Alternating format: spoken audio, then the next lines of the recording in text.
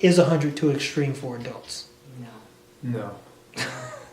It's not. Even with 10, 15 pounds, it's amazing what you see, what you think is the right thing to do, and what you see is you get that mentality, oh, that's normal, that's the norm, this is what I should be doing, or this guy, he's like half my size and he's putting up, twice the amount of weight as I'm doing, but I get more benefit from doing those lightweight exercises with higher reps, learning the proper technique, because when it's time to try, what others are doing, I'm able to do it correctly and increase the weight over time. So I like the high reps because it builds that foundation and it lets you know what feels right and what doesn't feel right, because otherwise you don't know.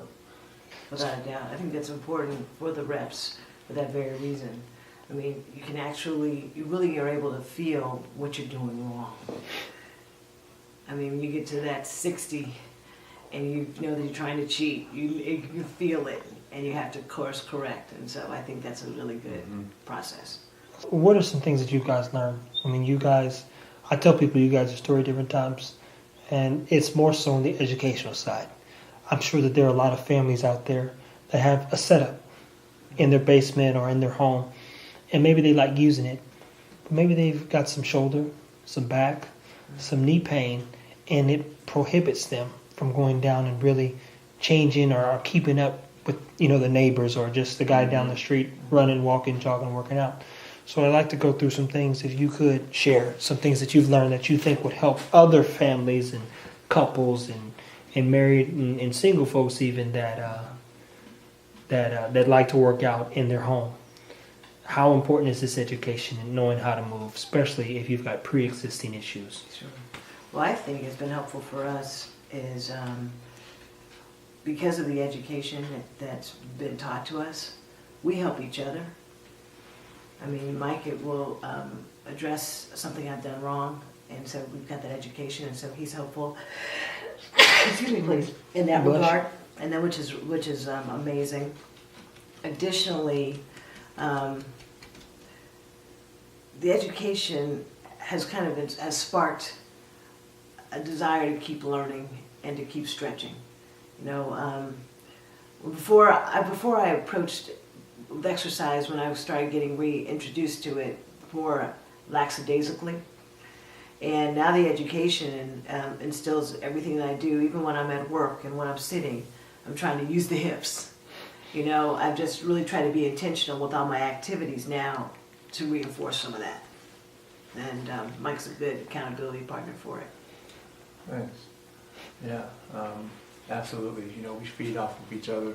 And the nice thing is we're able to take your sessions together, and even though you're instructing her to do one thing and me to do another, you're still kind of overseeing what is being done and kind of learn from that, and that you can tell when she's doing her thing, I'm doing my thing.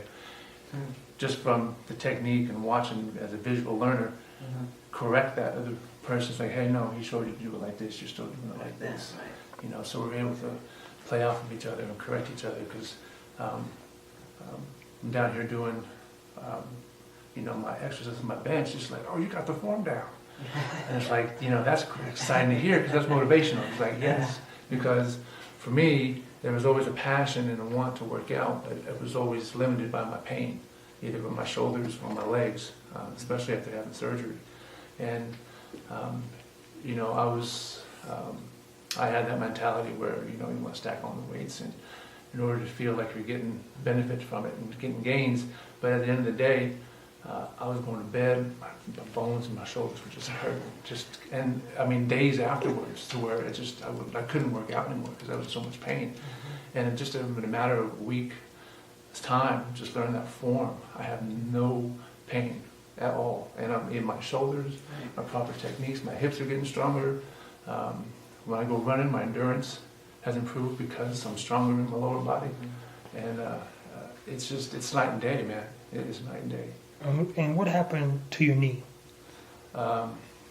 Just a weekend pickup game of basketball with the guys. Turned wrong and tore my ACL, my MCL.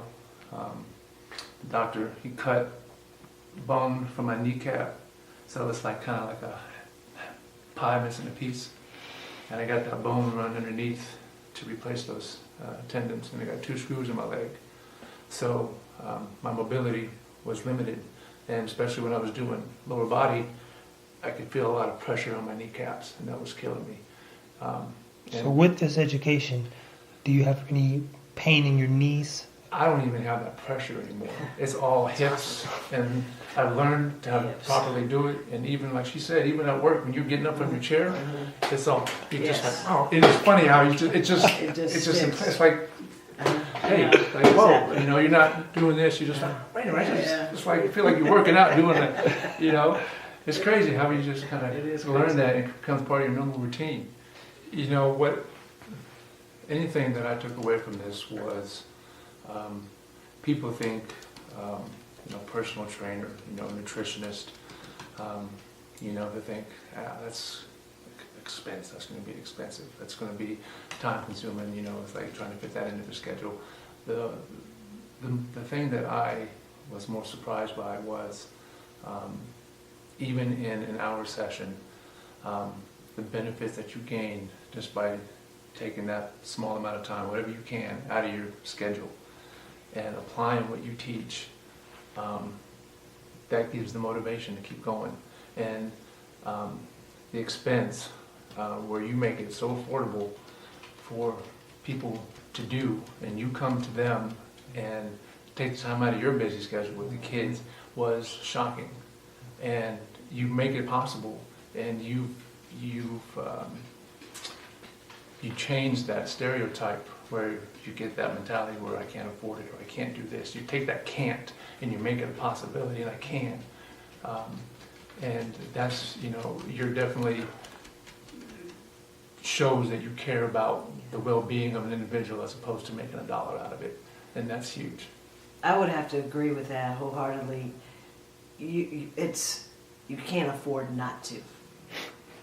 That's your mantra. You can't afford not to. And your approach and your care to everyone, I mean, you'll do it until you do it right. And that's, and having that sense of accomplishment, not giving up. These are not just exercises. This actually goes much more deeper into your psyche. It's how you approach life. You know, it's just keep moving forward. But I think one of the things that you've taught me through this whole process too is don't be afraid to learn and to unlearn, because we've approached exercise and workouts probably in the wrong way foundationally, and you've got to be open-minded to be corrected and to undo those things to really get to the positive outcomes. Now, I'm still a work in progress. I mean, I am nowhere where I need to be, and it's reflective here, but we're on the right path. And just really appreciate you taking the time and the investment in us, because that's really what you're doing. You're taking your time to invest in us, and we really appreciate you doing that. Absolutely. You know, if we had people like you when I was in high school, you know, they don't teach proper form and technique, and they don't teach preventative measures and how to not get hurt.